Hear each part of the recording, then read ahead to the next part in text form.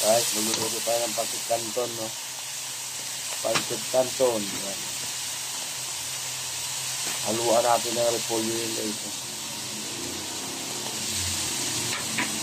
Igisa lang muna natin to. Nakikita nyo yun mamaya.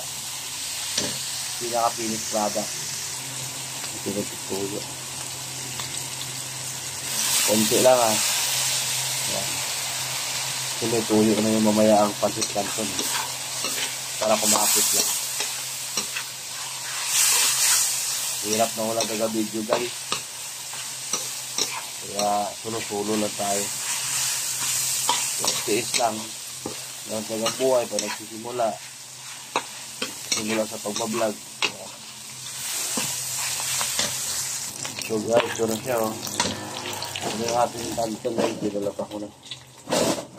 Bali, 5 piraso yan. So, okay siya, guys, diba? Lagyan na natin ng tubig. Lagyan na natin ng tubig. Yan. Konti lang. Yung sakto lang matuyo yung ating canton. Aluluin natin yan, guys. Konti pa yan. Ang sarap niyan mamaya, guys. Sabi ko sa inyo. Antayin na natin na kumulo to, guys, ha. Pag kumulo yan, lagyan natin yung canton. At ito na rin, guys, yung kanyang ingredients, no. Bubuksan na natin to. Yan, o, ilagay natin sa platito. Kasi katulad niya, mahirap ang video pag isa lang, kaya bubuksan na natin to lahat, ha. Antabayanan nyo, guys. So, ilagay na natin to, guys, yung ating canton. Ayan. Yan, o. Halu-haluin na natin hanggang sa lumambot yan, guys. Yan. Maya-maya malambot na yan. Yan na, guys, malambot na siya, no? So, halu-haluin na natin yan. Hanggang sa makuha natin yung kanyang lambot na canton. Ayaw ko rin kasi ng malata, ayaw ko rin ng matigas. Gusto ko sakto lang. Yan. Kung napansin nyo, guys, ito na yung ingredients, no? Sinali na natin dito. Ito na rin yung tuyo mansi ng ating canton, no? Diba? Mag-a-add lang ako mamaya dito ng oyster sauce, guys. So guys, luto na yung ating canton, no? Unahan na natin ang apoy.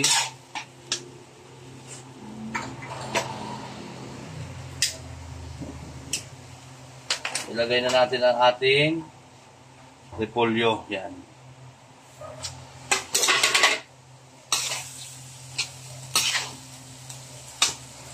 Maapaw pa.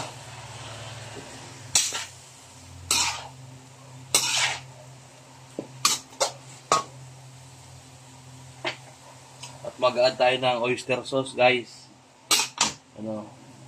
Yan. Ilagay na rin natin ang flavor ng ating pancit canton.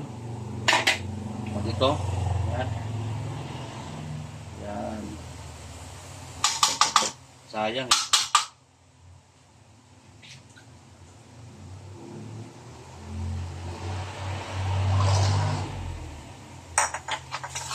Saluhin na natin yan, guys. Luto na yan.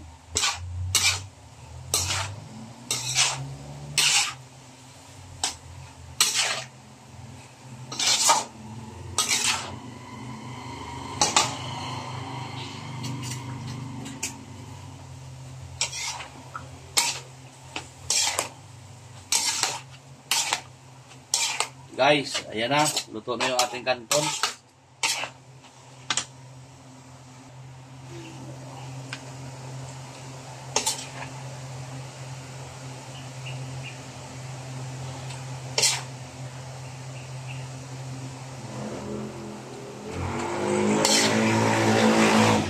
Yan na, guys. Kaya tayo.